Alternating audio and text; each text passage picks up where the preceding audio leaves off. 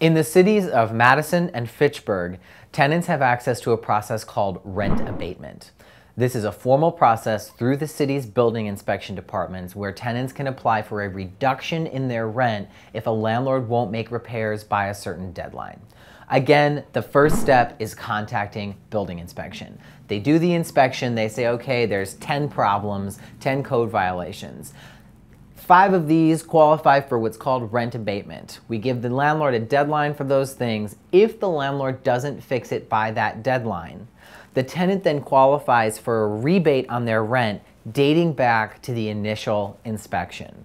How much that can be might be 5% of the rent, it might be 95% of the rent. What you'll want to do is follow up with building inspection to keep on top of those deadlines and then apply for a rent abatement hearing so that you can get that process started. It is not advisable for tenants to withhold rent on their own. You are at risk for eviction for non-payment of rent.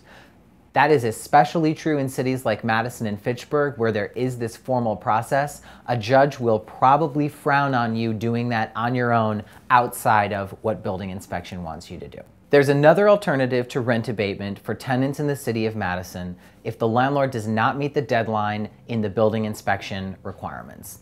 It's called repairing and deducting. It allows tenants to repair the problem on their own and deduct the cost from their rent. It's very, very technical. We would advise that if you want to do this, you contact Tenant Resource Center to speak with a counselor or contact building inspection and make sure you are following the rules exactly to the letter or you could be at risk for eviction. Tenants in the city of Milwaukee can withhold their rent through the Department of Neighborhood Services. There's a very specific process for protecting yourself from eviction. You're gonna wanna contact them to be in touch about withholding rent in the city of Milwaukee after a building inspection and after the landlord doesn't make repairs. For everywhere else in Wisconsin, outside of Madison, Fitchburg, and Milwaukee, it's very, very risky for tenants to withhold rent to pressure a landlord to make a repair.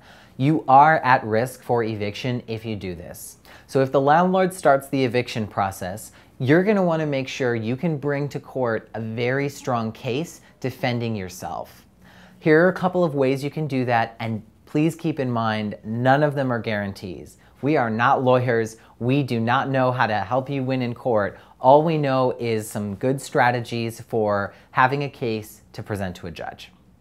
The first thing you want to do, put it in writing to the landlord, the seriousness of the repairs, the reasonableness of what you're asking, the deadline you want them to do it by, and keep copies of all of that. When they fail to do that, you're going to want to gather evidence from local authorities like building inspection, Department of Safety and Professional Services, maybe a local public health nurse or a fire inspector or someone who can make a statement about the nature of the repair. Keep that in writing, keep copies for yourself. When you begin withholding rent, you're going to want to tell the landlord in writing, "Dear landlord, I'm withholding rent in this amount to pressure you to make this repair."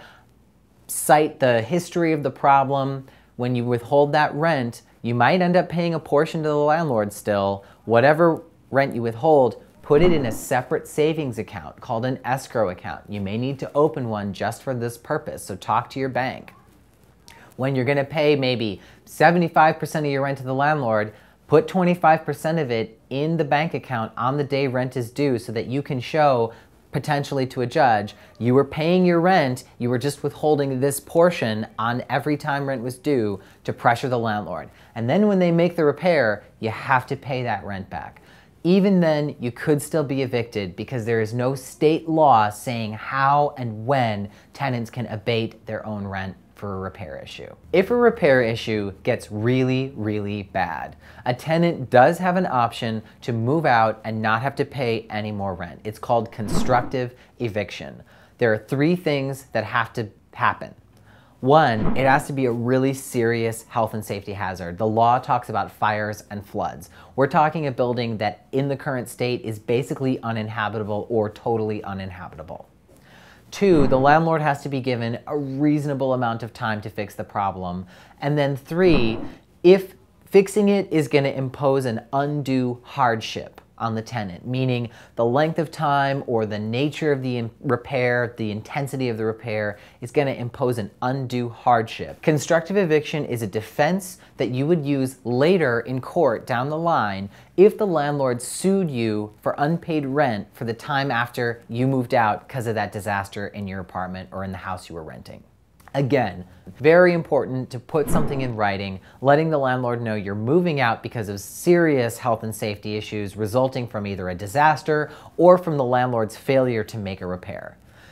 Gonna want to give a forwarding address, and if they should bill you for rent later on, you'll have to decide, do you want to go to court and defend yourself as having been constructively evicted? If you do, you're going to want to bring that whole paper trail to the judge, including any statements from building inspection, the fire inspector, a public health person, anything like that, just to assert your case that you had to move out or you would be in danger for your health and safety.